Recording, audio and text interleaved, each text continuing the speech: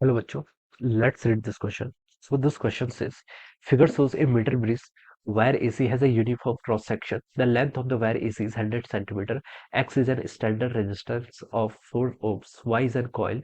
When Y is immersed in a melting ice, the null point is 40 centimeter from the point A. When a coil Y is heated to 100 degrees Celsius, a 78 ohms resistor has to be connected in parallel with Y in order to keep the bridge balance at the same point. Okay, same point पे देखिए हमने bridge को balance करने के लिए हमें क्या करना पड़ा, वाई के पैरेलल में एक रेजिस्टेंस को ऐड करना पड़ा किस टेम्परेचर पर 100 डिग्री सेल्सियस पे। ओके, आपसे पूछा है temperature coefficient of the resistance of the coil क्या करता है पर कैलकुलेट करके बताना है।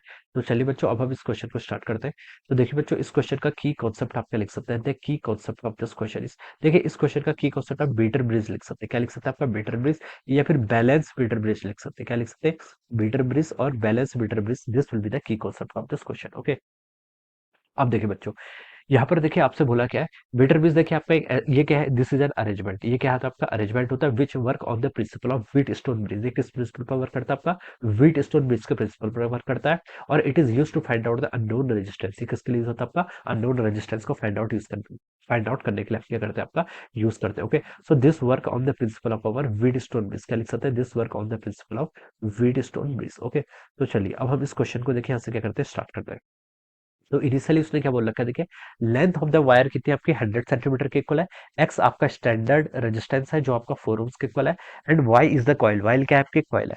देखिए जब वाई को आपने इमर्स किया है melting ice, then the null point क्या आपका 40 centimetre from the Y. Okay, तो देखिए इनिशियली देखिए ये आपकी कितने डिस्टेंस आपको, ये आपकी 40 सेंटीमीटर के इक्वल दे रखी है, दिस डिस्टेंस इज 40 सेंटीमीटर। और यहाँ से लेकर देखिए यहाँ तक की डिस्टेंस कितनी होगी, 60 सेंटीमीटर होगी। ओके, ये आपका सी पॉइंट है, दिस पॉइंट इज ए, और ये डी पॉइंट है। डी पॉइंट आपका क्या, बैलेंस ब्रिज वाला कंडीशन। ओके, इस टाइप पर देखिए जो आपका यहाँ पर गैल्वेमीटर कनेक्टेड होता है, इस पर आपकी जो करंट फ्लो करती है वो किसके इक्वल होती है, आपकी आई जी या आपकी जीरो के इक्वल होती है। This is the condition for balancing. Okay, ये किसकी कंडीशन है, बैलेंसिंग की कंडीशन। ओके, यहाँ पर देखिए आपका एक 4 ओम्स का रेजिस्टेंस ऐसे कनेक्ट कर रखा है, और यहाँ पर देखिए आपका एक वाई ओम्स का रेजिस्टेंस क्या कर रखा है, कनेक्ट कर रखा है। ऑलराइट, अब देखिए बैलेंस की कंडीशन क्या होती है, देखिए जो आपके डायगोनली है उन दोनों का प्रोडक्ट और इन दोनों का प्रोडक्ट क्या होना चाहिए, आपका इक्वल हो जाना चाहिए। ओके, ये इनिशियल कंडीशन है कब, जब आपका टेम्परेचर कितना था आपका, जब आपका देखिए ये आपका wise immerse in the melting ice. Okay, melting ice का देखिए जब जब आपका टेम्परेचर यानी कि 0 डिग्री के इक्वल था, 0 डिग्री सेल्सियस के इक्वल। ओके, अब देखिए बच्चों, अब हम यहाँ से इसको सॉल्व कर लीजिए। देखिए हम यहाँ पर क्या कर लेते हैं, रेजिस्टेंस का क्या कर लेते हैं, मल्टीप्लाई। इसका रेजिस्टेंस कितना है, देखिए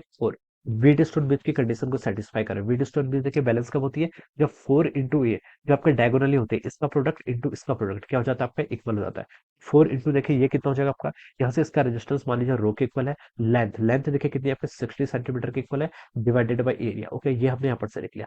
फिर इन दोनों का प्रोडक्ट कर लीजिए, ये इसका रेजिस्टेंस कितना आपका वाई के इक्वल है, इंटू देखे ये 40 सेंटीमीटर, तो इसको आप लिख लीजिए Y into 40 divided by A. Okay, इसको हम यहाँ से ऐसे लिख सकते हैं। तो देखिए बच्चों, रो बाई ए से आपका रो बाई ए कैंसिल हो गया। ओके, और यहाँ से देखिए आपका कितना आएगा, लेफ्ट साइड पे आपका 60 इंटू 4 कितना हो गया आपका 240, और 240 और राइट साइड में क्या आपका y इंटू 40। तो y की वैल्यू देखिए यहाँ से आपके 6 ओम्स के इक्वल आ गई, कितनी आ गई आपके 6 ओम्स के equal. Okay, so this is ये आपकी वैल्यू ऑफ द रेजिस्टेंस होगी कब, जब आपका 0 डिग्री सेल्सियस। ओके, उसके बाद देखिए उसने क्या बोल रखा है, जब हमने टेम्परेचर को 100 डिग्री कर दिया, तो उस वक्त देखिए हम इसको ब्रिज को बैलेंस करने के लिए, अब देखिए आपकी कैसी कंडीशन है, ये तो आपका 4 ओम्स का रेजिस्टेंस है।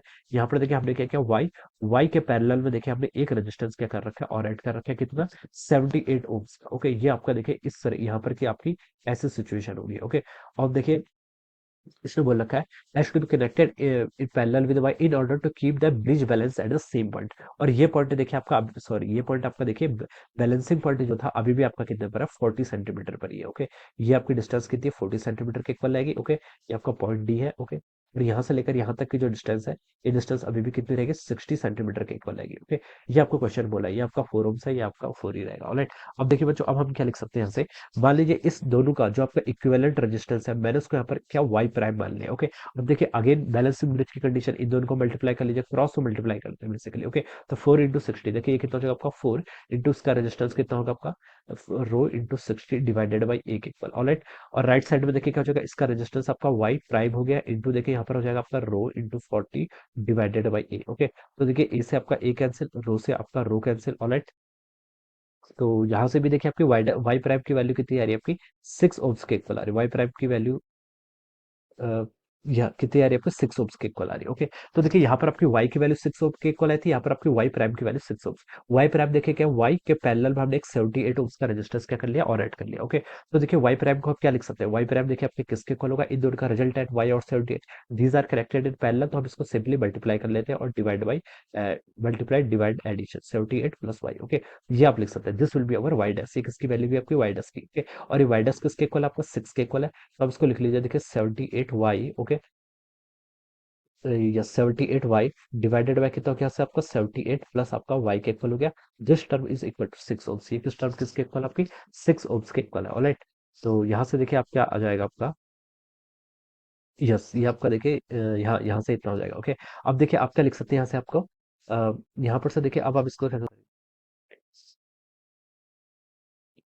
तो देखिए अब यहाँ से क्या लिखेंगे हम, 78 इंटू वाई आपका लेफ्ट साइड में हो जाएगा, राइट साइड में देखिए 78 इंटू 6 करेंगे, कितना 78 इंटू 6, ये आपका 468 के इक्वल आ रहा है, कितना आ रहा है 468। ओके, प्लस देखिए कितना हो गया यहाँ से आपका 6 वाई के इक्वल हो गया। ओके, आपका 6 वाई के इक्वल है, तो 78 माइनस 6 वाई कितना होता है आपका 72 Y, it is equal to 468, किसके इक्वल आ गया 468 के इक्वल आ गया। ओके, तो देखिए बच्चों 468 डिवाइडेड बाय कितना हो जाएगा 72, इसकी वैल्यू 6.5 के इक्वल आ गई, वाई की वैल्यू बच्चों कितनी आ गई यहाँ से 6.5 ओम्स के इक्वल आ गई। ओके, तो ये आपका देखिए कितना आ गया 6.5 ओम्स। ओके, तो जब आपने टेम्परेचर इंक्रीज किया तब इसका रेजिस्टेंस कितना हो गया आपका 6.5 ओम्स के इक्वल। ओके, तो देखिए बच्चों अब हम यहाँ पर से रेजिस्टेंस वाले फॉर्मूले का क्या करेंगे, यूज करेंगे।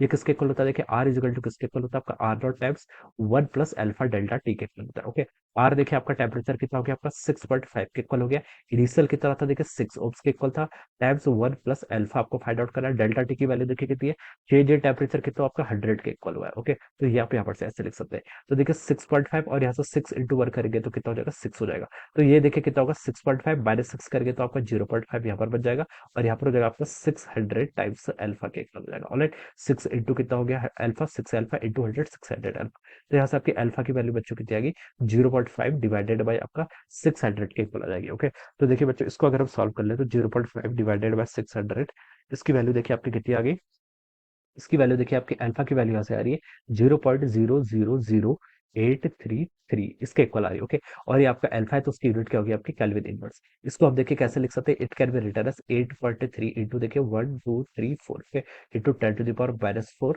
Kelvin inverse. ओके, तो this is the value of the alpha, ये क्या हो गया आपका अल्फा, अल्फा के आपका टेम्परेचर कोफिशिएंट। ओके, तो this will be the answer of this question. Okay, अब देखिए बच्चों ये आपका किससे मैच कर रहा है, it is matching with the option C, ये आपका ऑप्शन सी से मैच कर रहा है 8.3 into 10 to the power -4। Yes, तो किससे मैच कर रहा है आपका option C, so we can write down that option C will be the correct answer of this question. All right, so I hope you all understood this concept. All the best and thank you.